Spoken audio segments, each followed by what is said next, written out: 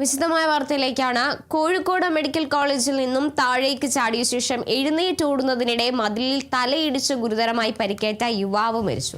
വയനാട് പുൽപ്പള്ളി സ്വദേശിയായ സിബി ആണ് മരിച്ചത്. കോഴിക്കോട് മെഡിക്കൽ കോളേജിൽ നിന്നാണ് ഇത്തരത്തിലൊരു വാർത്ത വരുന്നത്. താഴേക്ക് ചാടിയതിനു ശേഷം എഴുന്നേറ്റ് ഓടുന്നതിനിടെയാണ് മതിലിൽ തലയിടിച്ച് ഗുരുതരമായി പരിക്കേറ്റിരുന്ന യുവാവ് മരിച്ചു എന്ന വിവരം ലഭിക്കുന്നത്. വയനാട് പുൽപ്പള്ളി സ്വദേശിയായ സിബി ആണ് മരിച്ചത്.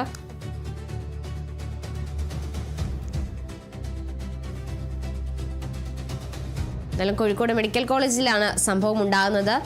യുവാവ് മെഡിക്കൽ കോളേജിൽ മുകളിൽ നിന്നും താഴേക്ക് ചാടിയ ശേഷം എഴുന്നേറ്റ് ഓടുന്നതിനിടെയാണ് ഇത്തരത്തിൽ മതിലിൽ തലയിടിച്ച് ഗുരുതരമായി പരിക്കേൽക്കുന്നതും യുവാവിന്റെ മരണം സ്ഥിരീകരിക്കുന്നതും. റിയാസ് കെ ഉണ്ട് വിവരങ്ങളുമായി.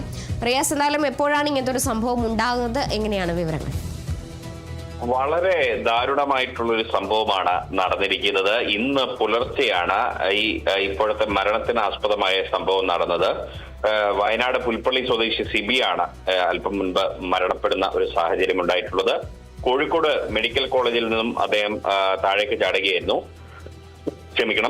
കോഴിക്കോട് മെഡിക്കൽ കോളേജിന്റെ 1-ാം നിലയിൽ നിന്നാണ് സിബി ചാടിയത്. അദ്ദേഹം അപസ്മാരത്തിന് കഴിഞ്ഞ കുറച്ച് ദിവസമായി കോഴിക്കോട് മെഡിക്കൽ കോളേജ് ആശുപത്രിയിൽ ചികിത്സയിലായിരുന്നു.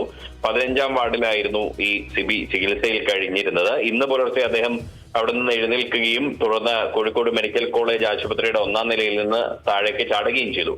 എന്നാൽ താഴേക്ക് പതിച്ച സിബിക്ക് കാര്യമായ പരിക്കുകളൊന്നും ആ സമയത്ത് ഉണ്ടായിരുന്നില്ല എന്നാണ് പോലീസ് പറയുന്നത്. പിന്നീട് സിബി അവിടെ നിന്ന് ആ വീണിടത്ത് നിന്ന് എഴുന്നേറ്റ് ഓടുന്നതിനിടെ അദ്ദേഹത്തിന് അപസ്മാരം സംഭവിച്ചു എന്ന് പോലീസ് പറയുന്നു. ആളുകൾ ഈ സിബി ഓടുന്നത് കണ്ട് അദ്ദേഹത്തെ പിടിക്കാനായി പിറകെ ഓടിയിരുന്നു. കാരണം പിടിച്ച് അദ്ദേഹത്തെ നിർത്തി അദ്ദേഹത്തെ തിരിച്ച് ആശുപത്രിയിൽ തന്നെ പ്രവേശിപ്പിക്കുക എന്നൊരു നല്ല ഉദ്ദേശത്തോടു കൂടി ആളുകൾ പിറകെ ഓടിയിരുന്നു. എന്നാൽ കുതറി ഓടിയ സിബി ഈ ഓട്ടത്തിനിടെ അദ്ദേഹത്തിന്റെ തല മതിലിൽ ഇടിക്കുകയായിരുന്നു. ആ തല മതിലിൽ ഇടിച്ചതോടുകൂടി ഗുരുതരമായ പരിക്ക് സിബിക്കേറ്റു.